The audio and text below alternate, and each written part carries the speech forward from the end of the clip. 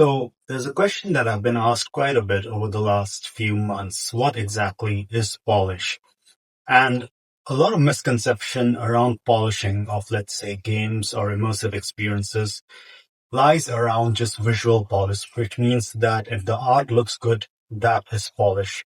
This cannot be further from the truth.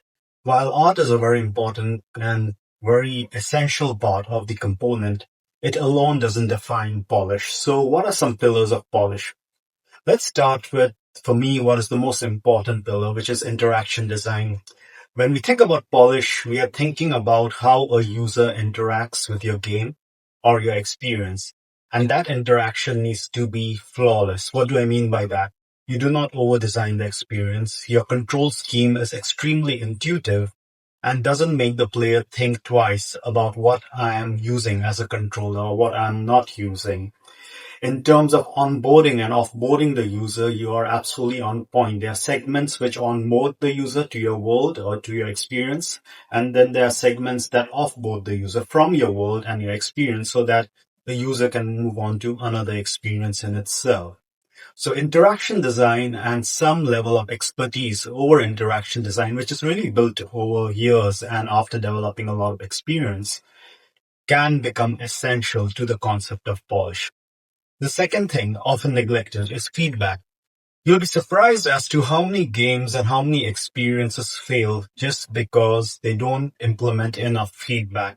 When it comes to feedback, we are not looking at visual noise. We are looking at whether the player or the user or the viewer understands that their action has had a consequence and whether that is communicated clearly. So when you're looking at feedback, you're looking at visual feedback, which might be VFX or sprites. You're looking at audio feedback, which may be in terms of music, in terms of sound design. A great example is in games when, let's say, you enter an area where you're surrounded by enemies and the action starts, you'll notice that the music gradually ramps up. And as you take out the last enemy, the music comes down back to normal. And now you are kind of surrounded by environmental sounds, which are a little more soothing. This sends a signal to the brain that the danger part of the specific game is over. This is the same for any kind of experience too, understanding audio visuals extremely well, understanding the different layers of feedback, because feedback is not just tied to one action. It can be tied to animations. It can be tied to, like what I said, visual effects. It can be tied to haptics.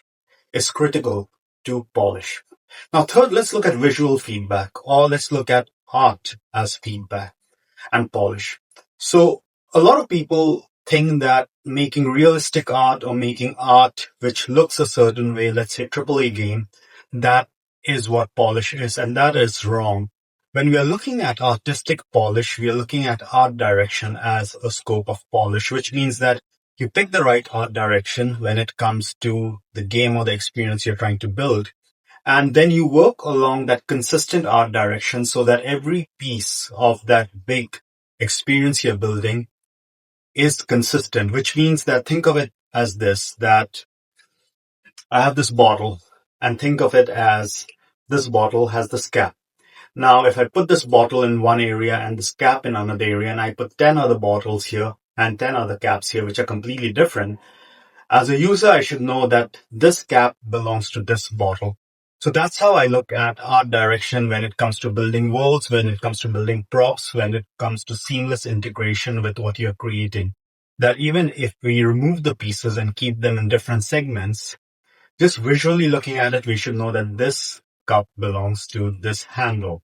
And artistic direction is also decided by the strengths of your artist, which means that whether your artists are better in vector-based art, whether they are better in 2D, whether they are better in 3D, all these things have significant impact on how you actually approach the whole concept of polish. So it's not just the execution itself, it's also the artistic direction. And lastly, when we are talking about the whole concept of polish, I also want to bring upon something that I touched upon very slightly, which is audio. 50% of your experience is audio. And if your audio is well integrated, it can trick the mind into believing things which are there or believing experiences which your mind has gone through, which actually are not there. A very simple example of this is I was actually designing a boss battle a few years ago. and it just didn't seem to hit the right notes, no matter how much we tested it. The animation was there, the character was there, we felt like a lot of the gameplay was there, but something seemed to be missing. And then we reworked all the audio sound design. We gave the boss different dialogues. We gave it taunting dialogues. We dramatized the music at different segments.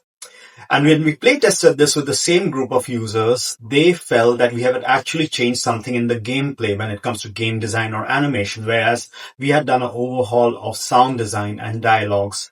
That in itself changed the experience from a mid experience to a highly good experience. So do not look past the whole concept of understanding audio, understanding visual and audio spotting, understanding things like how do you kind of interact with the user through sound design, through music, understanding the different layers of sound design and music that you have to implement in your experience.